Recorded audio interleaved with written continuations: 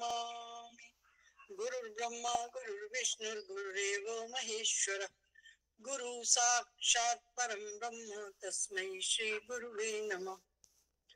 लक्ष्मीनाथ समारंभां नाथयामुनि मध्यमाम् अस्मदाचार्य पर्यन्तां वंदे गुरु परंपराम्। सभी के हृदय में विराजमान उस सर्वोच्च सत्ता को शत शत प्रणाम, वंदन, नमन।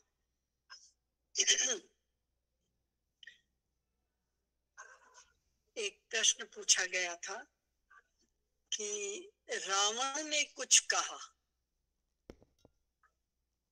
अब मैं आपसे एक बात पूछती हूँ कि भाई हर ग्रंथ में, हर आपके नॉवल में, हर पिक्चर में, कुछ भी जब हम लिखते हैं, दो पात्र होते हैं। एक हीरो होता है जो मुख्य नायक कहा जाता है, और एक दूसरे पात्र होते हैं जो उस नायक को उसके कर्मों को अच्छा करने की प्रेरणा देते हुए उसको नायक बनाते हैं। और दूसरे लोग समाज में कहीं भी उदाहरण नहीं होते, उनकी बातों का कोई मूल्य नहीं होता, उनकी बात की कोई शिक्षा नहीं मानी जाती। शिक्षा मानी जाती है नायक की, इसीलिए वो नायक है। तो मैं तो ये कहूंगी यहाँ पर, इसके जवाब में मैं यही कह सकती हूँ कि रावण क्या ऐसा व्यक्ति था जिसकी बात को हम दृष्टांत माने?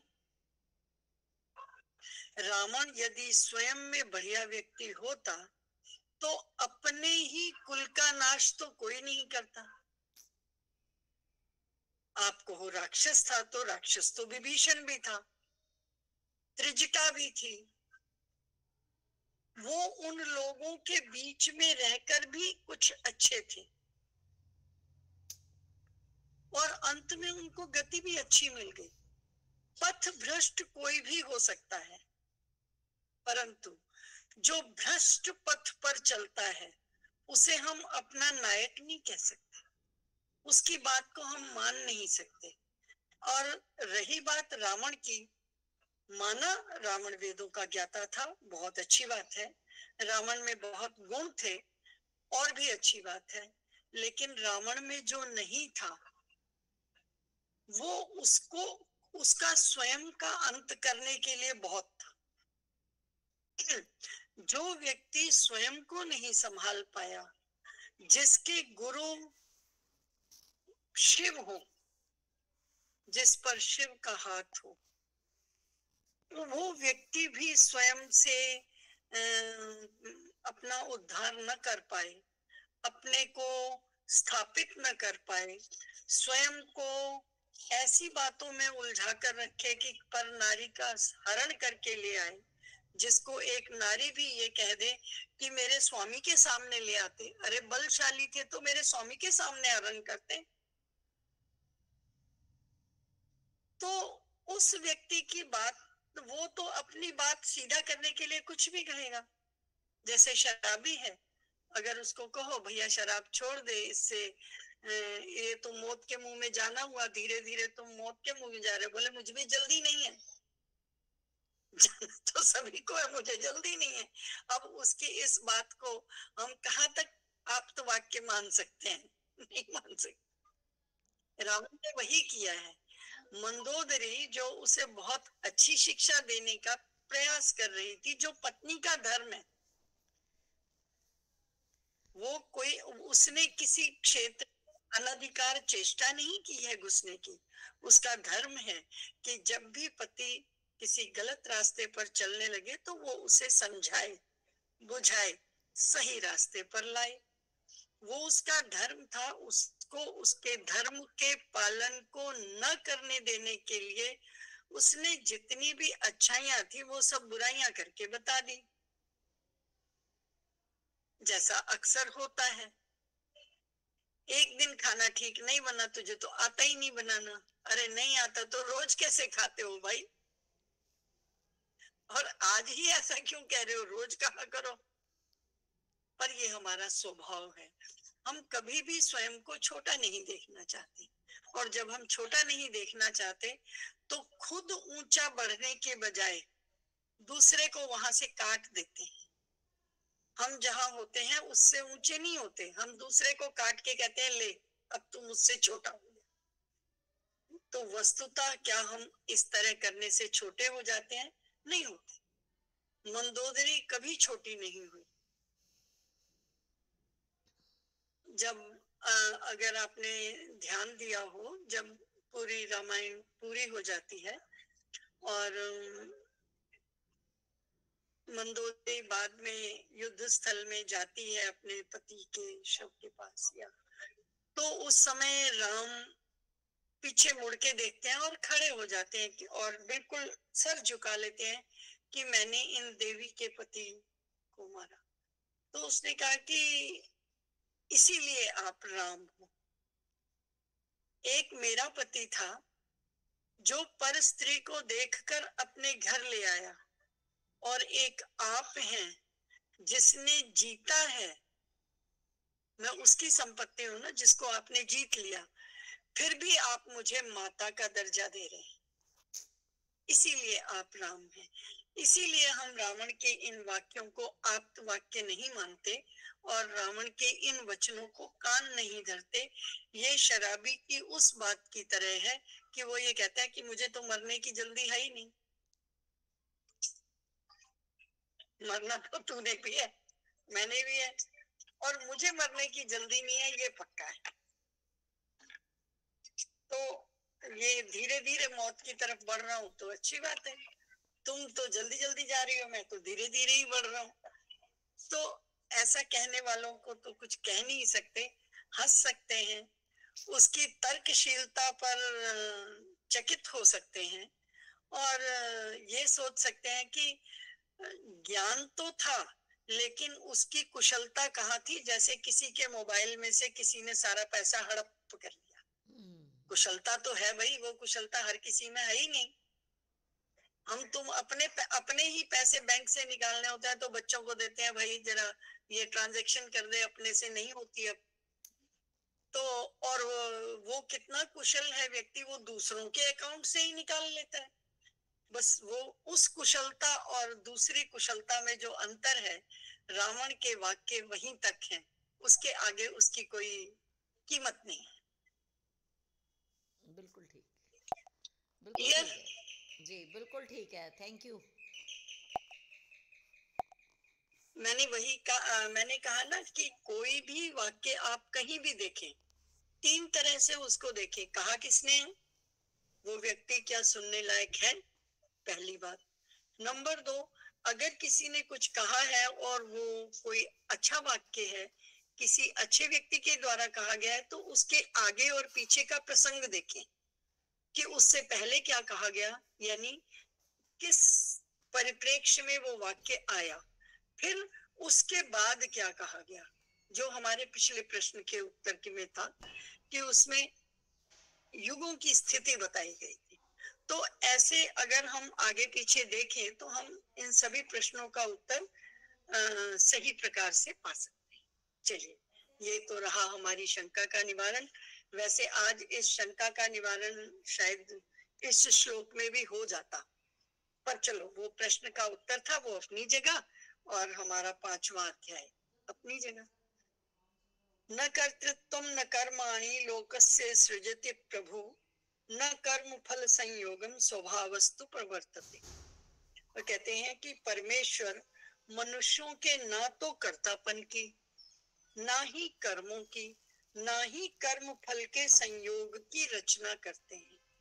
वो ये कहते हैं कि जैसे जो हमारा अंतःकरण है वो साक्षी भाव से देखता रहता है, उसमें ना तो कर्तृत्व है, ना कर्मत्व है, ना ही कर्म फल का संयोग। तीनों में से कोई भी बात नहीं है, अंतःकरण साक्षी है। और उसी तरह से वो ये कहते हैं कि जो भगवान है, ये तो हुई शरीर की बात, जो भगवान है पूरी सृष्टि को रचने के बाद उन्होंने एक व्यवस्था बना दी, जो हमने कल उदाहरण लिया था, एक व्यवस्था बना दी, उसमें जो स्वभाव है, स्वभाव से सब कुछ एक दूसरे में बरत रहे हैं। प्रभु ना तो उसके किसी को ये बताते हैं कि आप ये करो, ना ही उसके कर्म का फल बताते हैं और ना ही उसके कर्मों को बताते हैं। प्रभु कुछ भी नहीं करते, हाँ सब चीजें अपने आप उस कार्य को कर रही होती हैं। ठीक वैसे ही जैसे 2 4 10 15 20 फैक्ट्रियों का मालिक, उसको ये पता नहीं होता कि मेरी किस फैक्ट्री में कौन से वर्कर को कितनी तनख्वाह मिल रही है, कौन सा वर्कर क्या काम कर रहा है। वो वेशभूषा से ये तो पहचान जाता है कि ये मेरी फैक्ट्री का वर्कर है, लेकिन उसकी पोस्ट क्या है, वो काम क्या करता है, वो कैसा काम करता है, उसको कितनी तनख्वाह मिलती है, आदि आदि इत्यादि इत्यादि बातें वो नहीं जानता। ना उसके कर्म को जानता है, वो क्या करता है, ना उसकी तनख्वाह जानता है, वो उसको कितनी तनख्वाह देता है, या उसको कितना बोनस मिला, या वो क्या करता है, वो कुछ नहीं जानता। उसने एक व्यवस्था बनाई और अब सारी व्यवस्था स्वयं से स्वयं में बरत रही है। एक मशीन लगी है, उसमें आपने हाथ लगाया, आपकी अटेंडेंस लग गई, आप अंदर घुसे और आपने काम किया, बाहर निकले, आपने फिर हाथ लगाया, आज की तनख्वाह बन गई। अब इसमें उस मालिक ने तो कुछ भी नहीं किया। इसी तरह भगवान ने ये सृष्टि बनाई, या एको अहम बहुश्याम यदि हम माने, वेदांत की बात को माने, तो मैं एक हूँ बहुत सारा वाला हो जाऊं, ऐसा प्रभु ने सोचा और सृष्टि का निर्माण किया। दोनों ही अर्थों में सृष्टि का निर्माता है। कोई एक सत्ता तो है ना जो सृष्टि का निर्माता है। जो सृष्टि का निर्माता है वो ना तो किसी को ये बताता है कि तुम ये काम करो, ना ये बताता है कि कर्म क्या है, ना ही ये बताता है कि इसका फल क्या है। ये सारी चीजें स्वतः स्वतः स्वतः स्वतः प्राप्त होती चली जाती हैं और इस प्राप्तता में किसी का कोई योगदान नहीं रहता। इस योगदान न होने पर क्या कभी किसी ने प्रभु की किसी बात को ऐसा सोचा कि ये नहीं होना चाहिए था या होना चाहिए था? कुछ भी नहीं सोचा। जितनी भी बातें हैं वो अपने आप, जो कर्म है, जो गुण है, जो स्वभाव है, वो अपने आप अपनी बात को रखते, उसका उत्तर लेते, उसका उत्तर देते और इस तरह से एक व्यवस्था चल पड़ी। कुछ कर्म हमारे ऐसे होते हैं जिनका फल हमें तुरंत मिल जाता है, कुछ कर्म ऐसे होते हैं जो हमें दिखाई नहीं देते और हमारा पूर्वार्ध बन जाते हैं, यानी जिनको हम अगले जन्मों में भोगेंगे, ऐसे कर्म हो जाते हैं। कुछ कर्म ऐसे होते हैं जब हम चाहते ना चाहते उनको अगले जन्म में तुरंत भोग लेते हैं, और कुछ कर्म ऐसे भी होते हैं जो पड़े रहते हैं, बहुत समय के बाद मिलते हैं। ये क्यों होता है ऐसा?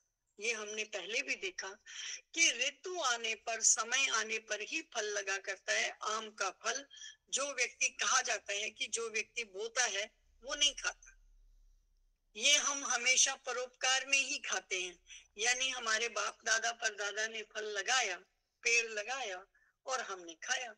हम जो लगाएंगे हमारे पोते पर पोते खाएंगे। तो ये ऐसे ही एक व्यवस्था बनी है। हर पीढ़ी आम खा रही है, हर पीढ़ी आम लगा रही है, खुद के लिए नहीं लगा रही। उस जन्म के लिए हम हर काम नहीं करते। हम जो काम है कभी कभी ऐसे भी करते हैं जिनका फल हमें बहुत समय के बाद मिलता है।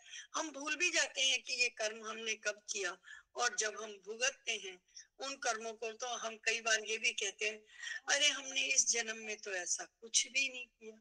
सत्य है, आपने हो सकता है इस जन्म में ना किया हो, लेकिन ना किया हो ये नहीं हो सकता। कभी कभी हमने कोई काम किया, 4 लोगों ने हमारी तारीफ कर दी, फल मिल गया। कभी कभी हमने कोई गलती की, किसी ने देख लिया और डांट दिया, फल मिल गया।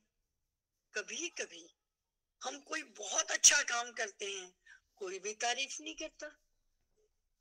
कभी कभी हम बहुत भयंकर कार्य कर देते हैं, फिर हम देखते हैं किसी ने देखा तो नहीं, किसी ने सुना तो नहीं, और हम 2 4 दिन बड़े चौकन्ने रहते हैं कि किसी को पता तो नहीं चला। लेकिन भाई पता चले या ना चले, किसी ने तारीफ करी या नहीं करी, किसी ने तुम्हें बताया या नहीं बताया, तीनों ही कार्यों का फल तो मिलेगा ही, इसमें कोई दो राय नहीं है। कब मिलेगा वो बाद की बात है।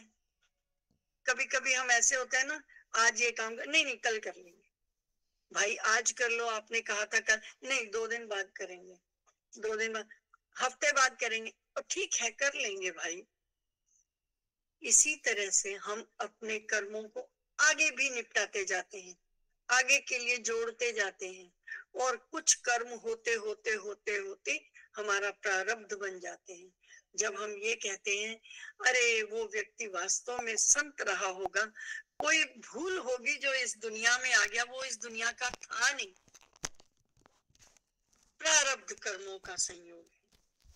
कि कभी कभी व्यक्ति अपनी एक छोटी सी भूल को अदा करने के लिए एक जन्म लेना होता है, और वो उस भूल का ही प्रायश्चित करता रहता है, और फिर अंत, और आप देखो कि पूरे जन्म में उसने कभी किसी को कुछ कहा ही नहीं होता,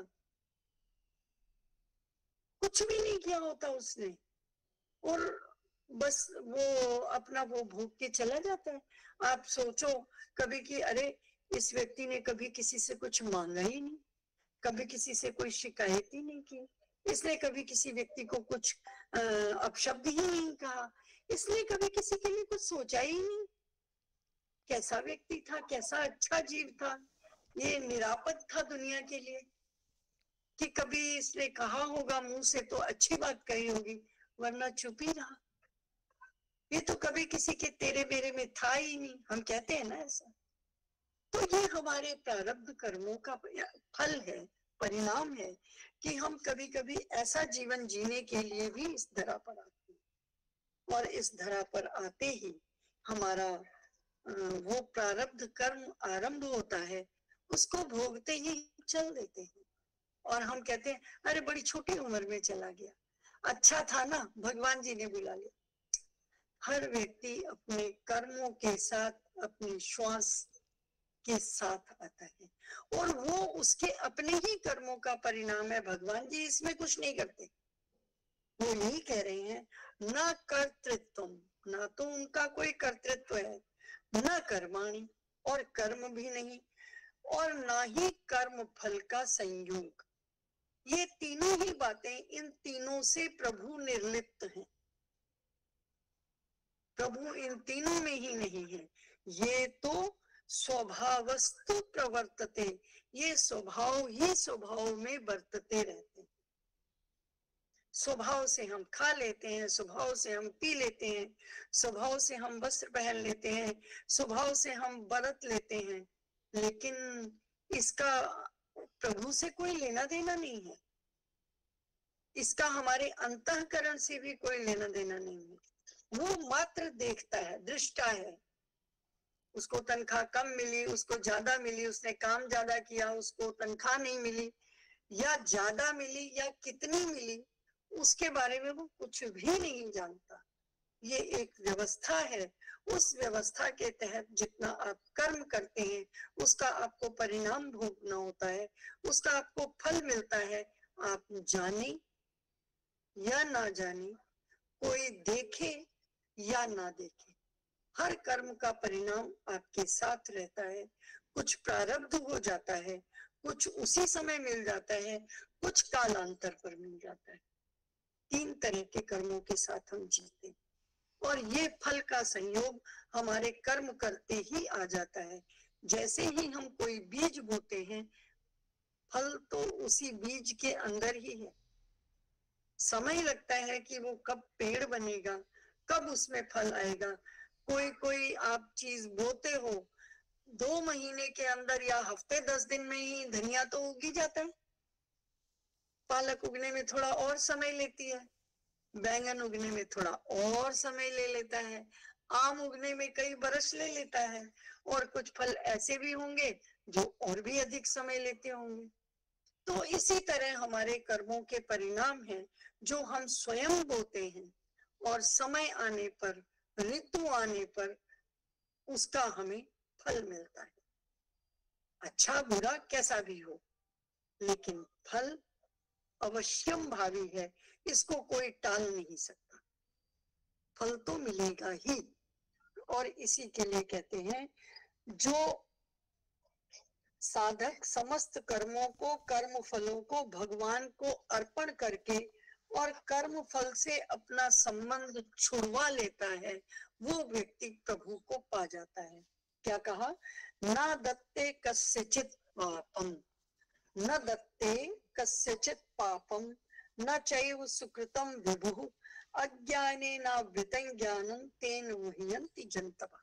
तो कहते हैं कि जो सर्वव्यापी परमेश्वर है, वो भी किसी के पाप कर्म को और ना ही किसी के शुभ कर्म को ग्रहण करता है।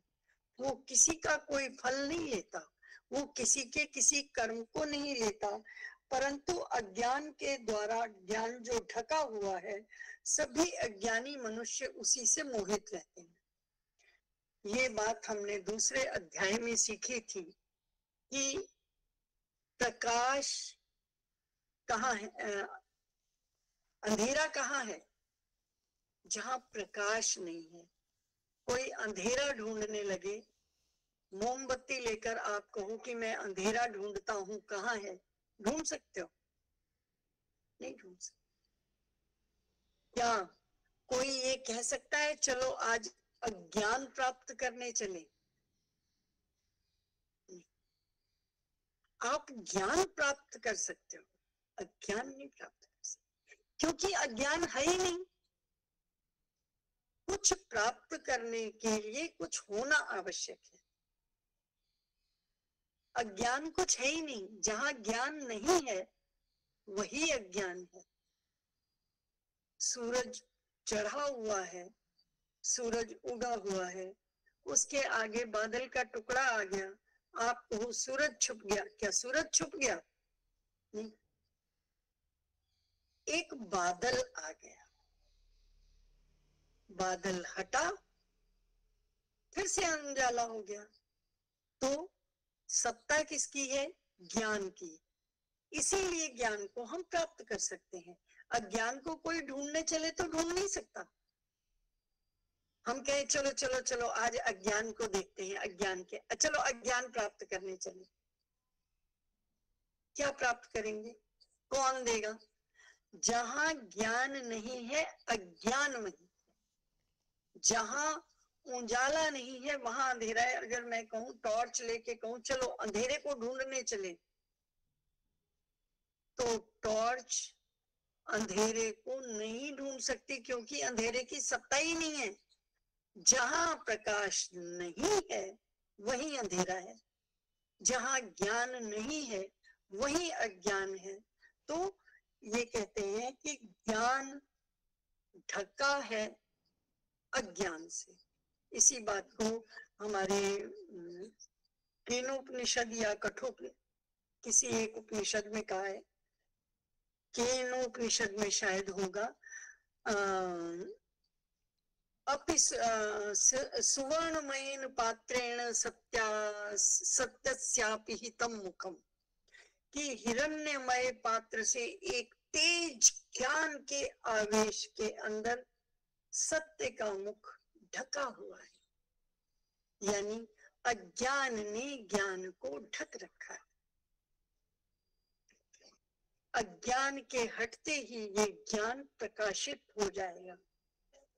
जिस चीज से ढका है उसको हटाने की जरूरत है, क्योंकि जिससे वो ढका है उसकी वस्तुतः सत्ता ही नहीं है।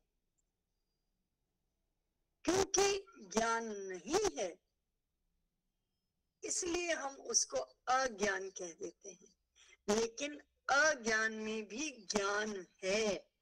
अ को हटाते ही ज्ञान है। ज्ञान में से कुछ निकलने से अज्ञान नहीं होगा, लेकिन अज्ञान में से अ हटाने से ज्ञान हो जाएगा।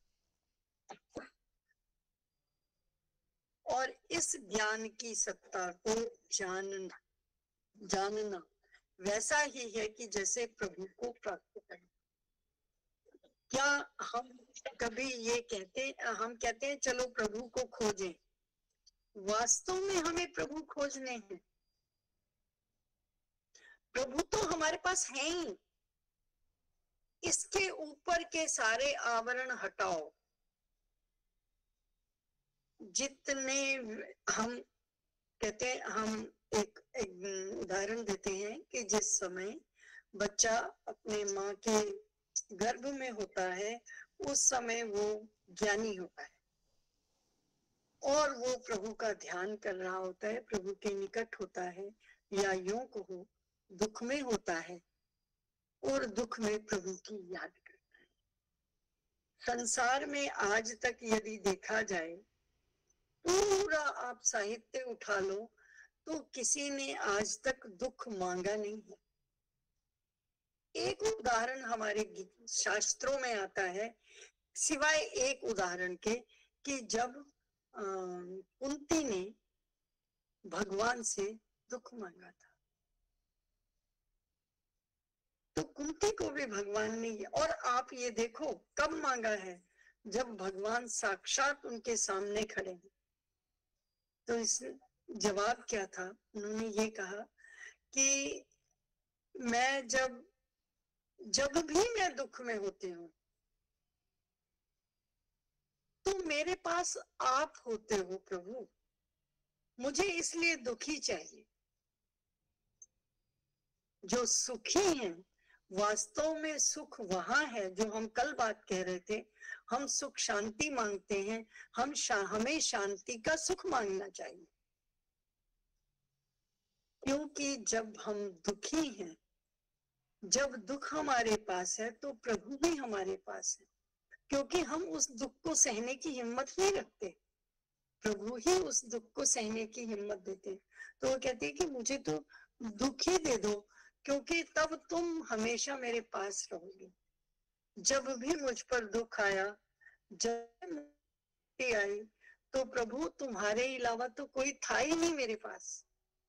तो यदि मैं दुख ही मांग लूं तो तुम मेरे पास रहोगे।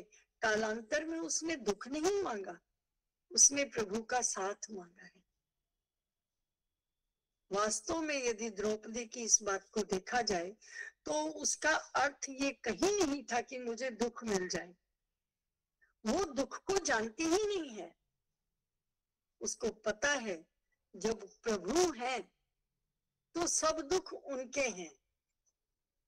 मेरा वही सुख है कि जब मेरा कोई दुख नहीं, उसके लिए प्रभु का निकट होना, जिसके लिए मैं कभी कभी कहती हूँ, हम एक भजन गाते हैं ना, तुम सामने हो मेरे, मेरा दम ही निकल जाए।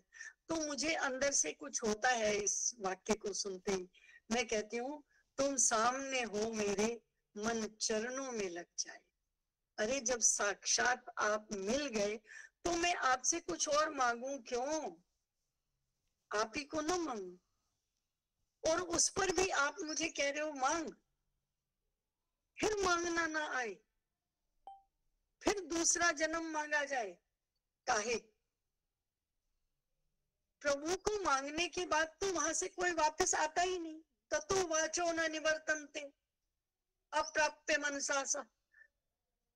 मन से भी अलग होकर जब उसके पास वाणी पहुंच जाती है, फिर तो कुछ और बोल ही नहीं सकता व्यक्ति। गूंगे को गुड़ दिया, उसकी मिठास उससे पूछ के देखो, वो कभी नहीं बता सकता।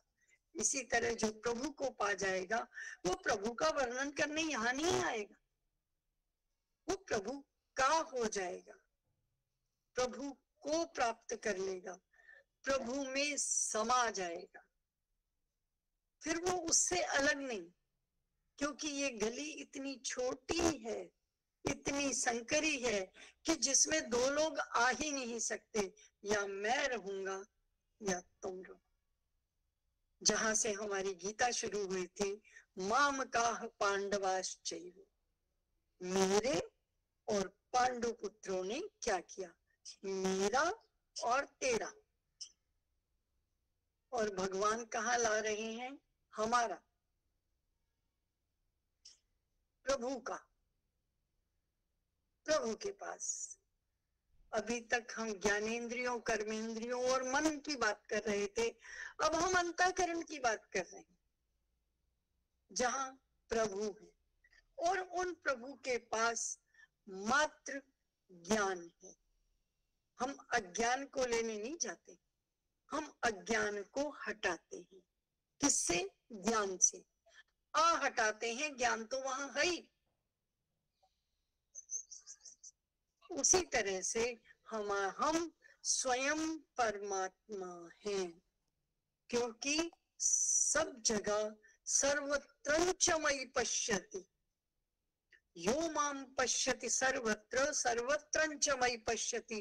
जो स्वयं मुझे देखता है, और जब उसे देख लिया तो फिर जो उसके आगे हमारे आडंबर, आवरण या अज्ञानता है, उसको हटाने की जरूरत है। तो वो क्या है? हमारी ज्ञानेंद्रिय, कर्मेंद्रिय और मन के विषय, इनको हटाने की आवश्यकता है।